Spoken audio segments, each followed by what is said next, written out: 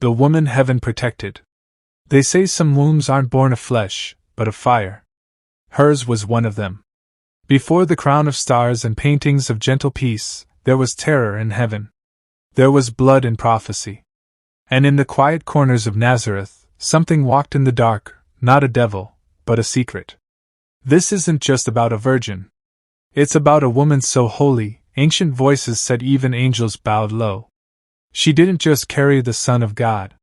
She was the battlefield before the war. And the church knew, but not everyone was ready to hear it. Before the angel came, Mary's lost girlhood. Long before the Annunciation, Mary was not a name known by the world. She was a child of silence, growing beneath olive trees in shadows not cast by clouds, but by destiny. Her parents, Joachim and Anna, were old, holy, yes, but burdened. The stories say Mary was a miracle child. But few know how alone she was. The village didn't understand her.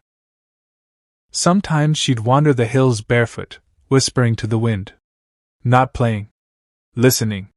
As if waiting for something, or someone, older than time. Something watched her. And from a young age she knew she wasn't ordinary. The lineage no one talks about. Mary wasn't just of David. There were whispers in the early church that her blood held more than kingly right, it carried priestly fire. Some said her family was tied to the Essenes, a sect that bathed in purity and prophesied apocalyptic war. Others traced her blood back to Levi, the tribe of temple keepers. This wasn't coincidence. The womb that would carry the high priest of heaven had to be cleansed in generations. It wasn't just about virginity. It was about consecration, a divine setup encoded in genealogy. The devil had watched that bloodline. And still missed her. The Nazareth silence.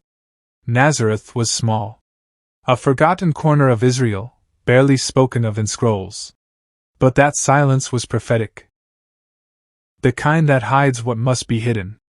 Mary lived inside it, not as a girl eager for marriage, but as one inwardly drawn to mysteries. She'd wake from dreams with tears, not because they frightened her, but because she knew they were true. Visions of fire, stars falling, a serpent coiling near her feet. The villagers thought her strange. But in the early church, they didn't think her strange. They thought her holy. And they believed she had known these things all along. The temple's hidden arrangement. There's an early tradition, buried in writings of saints like Gregory of Nyssa and the Proto-Evangelium of James, that Mary wasn't raised by her parents alone. At age 3, she was brought to the temple and left. Not abandoned, consecrated.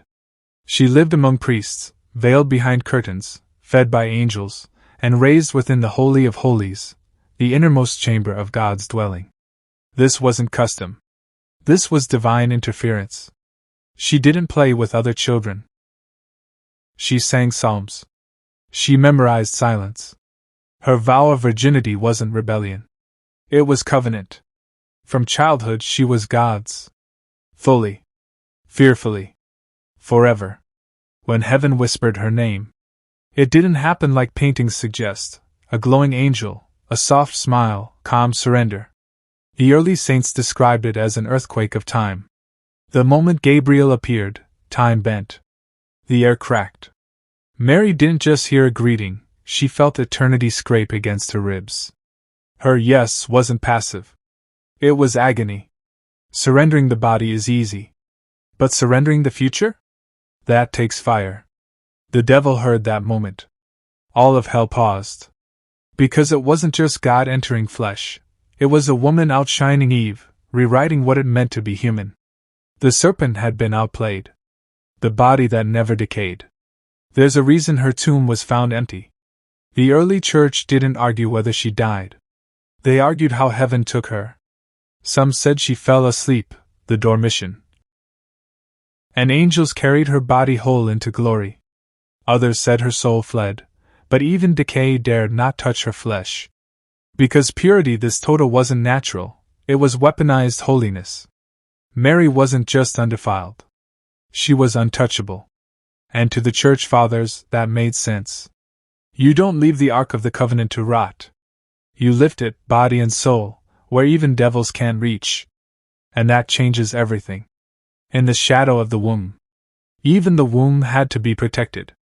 The early mystics described it as a chamber of divine fire. When Christ passed through her body, it didn't rupture her, it elevated her. They wrote that he exited the way light passes through glass, without breaking it. Not as metaphor. As mystery. The ancient church didn't marvel only at Jesus. They trembled at the vessel that bore him. Not just for what it carried, but for how. Some said her womb became the second holy of holies. Untouchable. Lit by heaven. For one moment, Mary's body held the eternal uncontainable. What the world forgot. Modern minds ask why the church adored her. Why statues weep. Why her name echoes through centuries.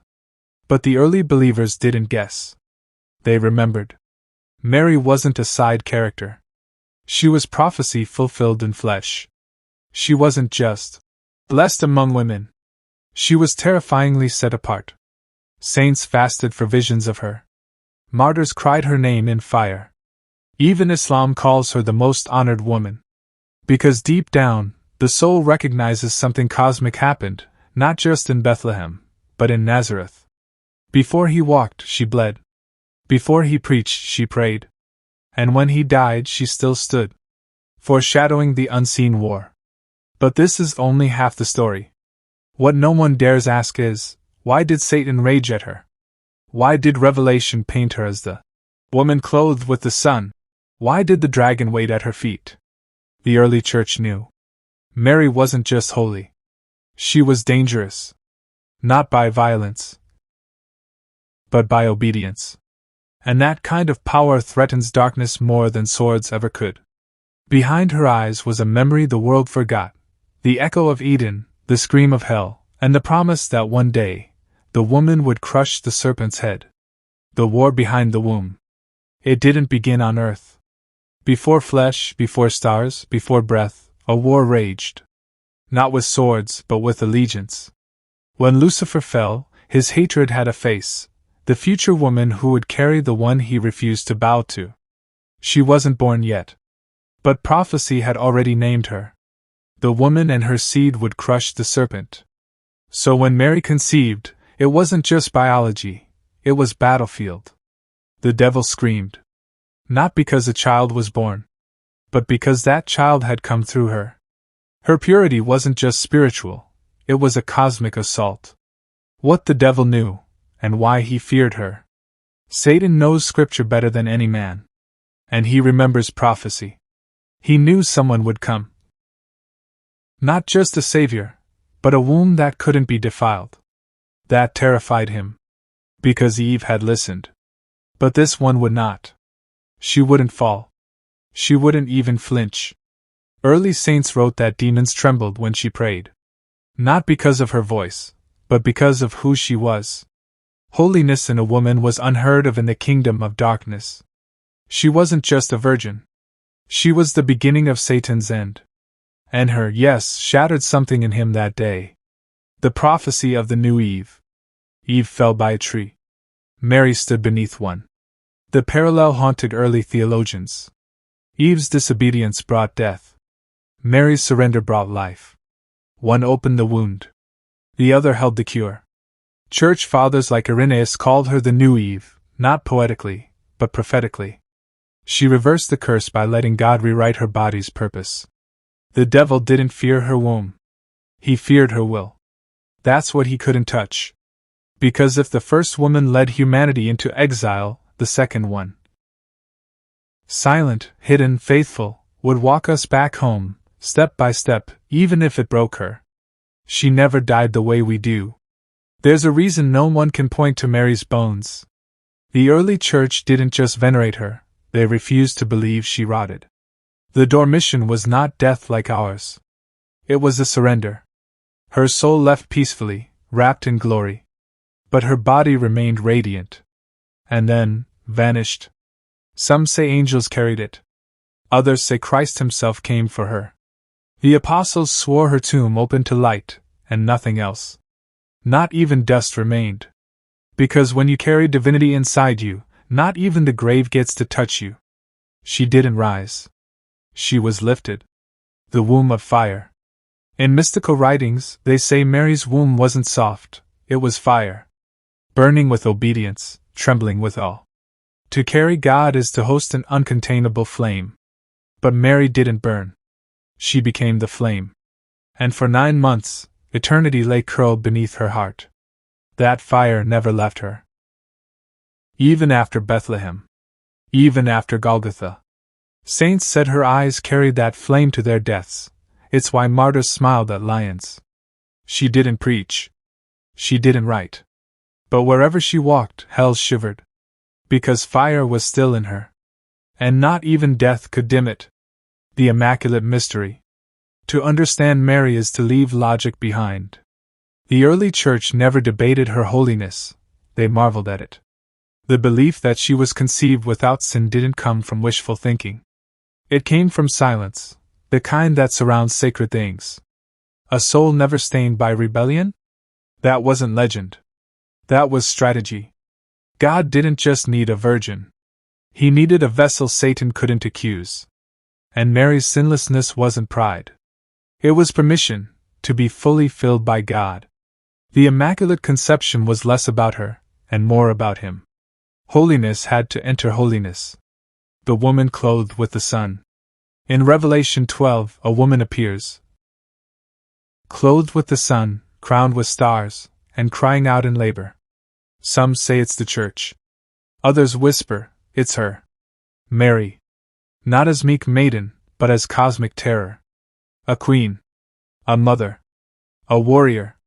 And the dragon waits beneath her feet, hungry to devour. But it fails. Because she is guarded by wings. By heaven. By prophecy. The early church saw her not only as Jesus' mother, but as creation's turning point. The one the serpent couldn't corrupt, couldn't touch, couldn't destroy. She didn't wield a sword. She was one. Why this story was hidden? History buries what it fears. Over time, Mary became decoration, soft blue robes, quiet prayers, passive grace. But the early church didn't see her that way. They saw a storm wrapped in flesh. They saw her in Genesis. In Revelation. In every whisper between. But power like that frightens men. So they softened her. Sanitized her. Made her manageable. But heaven never did. The angels didn't sing because she was sweet. They sang because she was chosen, and because she chose. This isn't just about doctrine. It's about recognizing the kind of holiness that rewrites everything it touches. Echoes in today's silence. Even now, something trembles when her name is whispered in prayer. Not because she's divine, but because she dared to let divinity fully enter her. The modern world forgets her power, but the soul remembers. When you see a mother weep beside a hospital bed, she is there. When a young girl says no to temptation, she is there. When someone chooses love over bitterness, she is there. Not in shadow. In echo. Still crushing serpents. Still carrying fire. Still reminding hell that the plan worked. The womb won. And the woman, clothed in light, never left. The virgin that broke hell. She wasn't just a virgin. She was a veil between realms. A gate heaven passed through. A silence that broke a 1,000-year curse. And though the world tried to forget, the early church remembered. That before the cross, before the crown, before the resurrection, there was a girl who said yes. And that yes shook hell. So the next time you hear her name, don't just think of statues or soft hymns. Think of fire. Think of stars.